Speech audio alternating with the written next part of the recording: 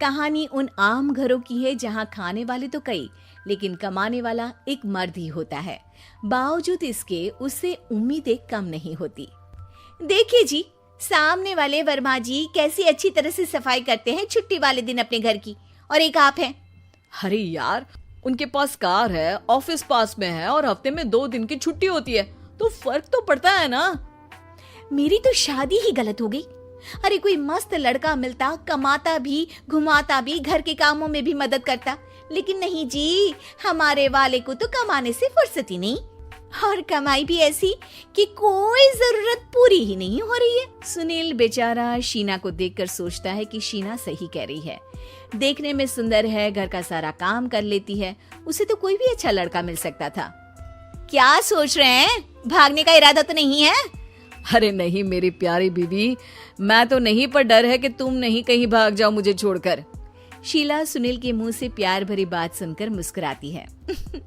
आप भी ना। सुनील एक दिन ऑफिस से घर आता है कि तभी शीना कहती है, सुनिए जी, वो मेरी सहेली आई थी, सारा दिन वो लोग यहीं थे, अब जा रही थी तो मैंने कहा नहीं नहीं, मेरे पति छोड़ आएंगे ना तुम्हें, तो रोक लिया मैंने। सुनील थोड़ी देर कुछ सोचता है, फिर कहता है, ठीक है, मैं कपड़े चेंज करके आता हूँ। अरे तेरे पति को तो लग रहा है कि अच्छा नहीं लगा।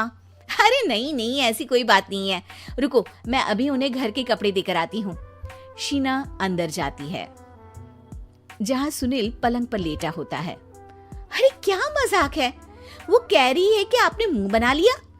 सही तो कह रही है, सुबह से अब ऑफिस से लौटा हूँ, एक कप चाय का तो पूछा नहीं, 20 किलोमीटर जाओ और आओ, और फिर कल उसी टाइम पर ऑफिस। अरे यार, मुझे गाड़ी चलानी आती ना तो बोलती भी नहीं आपको, और कौन सा रिक्शा खींच कर जाना है आपको। सुनील अब क्या बोलता। रात देर से आता है और सो जाता है। अगले दिन शरीर दर्द हो रहा है। अरे तो मत जाओ ना ऑफिस, चलते हैं ना मार्केट घूमने, फिर पिक्चर देखेंगे और रात में खाना खाकर घर वापस। सुनील जब सारे दिन की थकान वाला शेड्यूल सुनता है तो वो सीधे सीधे ऑफिस के लिए तैयार हो जाता है। अब आए दिन शीना की डिमांड बढ़ती ही चली जाती है और सुनील उसको पूरा भी करता। लेकिन एक दिन, ए जी मेरा भाई आ रहा है, उसे 2 लाख रुपए की जरूरत है। हाँ तो मैं क्या करूँ शीना, मेरे पास इतने रुपए नहीं है। हाँ हाँ पता है नहीं है, लेकिन किसी से लेकर तो दे सकते हो ना। अरे मैं किससे मांगू, मेरे तो जानने में भी कोई नहीं है जिसके पास इतनी बड़ी रकम हो। तभी वहाँ शीना का भाई शीनू आ जाता है। जीजा जी कैसे हैं आप? अब मैं ठीक हूँ शीनू, अचानक इतनी बड़ी रकम की जरूरत कैसे पड़ गई? अरे जीजा जी, वो बिजनेस शुरू किया ना, तो उसके लिए पैसे की जरूरत है, काफी हो चुका है, थोड़ा पैसा बचता है तो मैंने सोचा आपसे ले लूं। अब देखो, मेरे ऑफिस में कुछ लोग हैं जिनकी सेविंग अच्छी है, मैं उन लोगों से बात करके देखता हूँ। सुनील ऑफिस से किसी से पैसे लेकर शीना को दे देता है। शीना वो पैसा भाई को दे देती है। 2 महीने बाद, अरे यार शीना, वो ऑफिस वाला आदमी अपने पैसे मांग रहा है, कैसे दूं? अपने भाई से बोलो ना पैसे दे दे। अरे हाँ हाँ दे देगा, कहाँ भागा जा रहा है, आप उनको बोल दो कि दे देंगे। थोड़े दिन बाद, शीना वो आदमी मुझसे आज भी पैसे मांग रहा था यार, मैं तंग आ गया हूँ, ऑफिस जाते ही सामने उसका चेहरा दिखता है, क्या बोलूं, बार बार पैसे मांगता है। अच्छा मैं शीनू को फोन लगाती हूँ, बात करके देखती हूँ। शीना भाई को फोन करती है लेकिन वो फोन उठाता ही नहीं।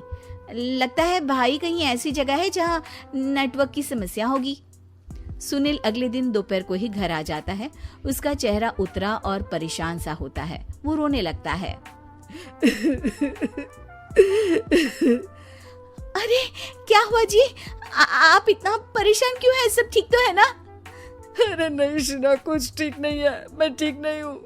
तुम्हारे भाई के लिए मैंने जो पैसे लिए थे, उस आदमी ने आज भरे ऑफिस में सबके सामने मेरी बेइज्जती कर दी। सबके सामने आज मैं कर्जदार बनकर खड़ा था। मैंने हर वो प्रयास किया घर चलाने के लिए जो मैं कर सकता था, लेकिन अब नहीं होगा।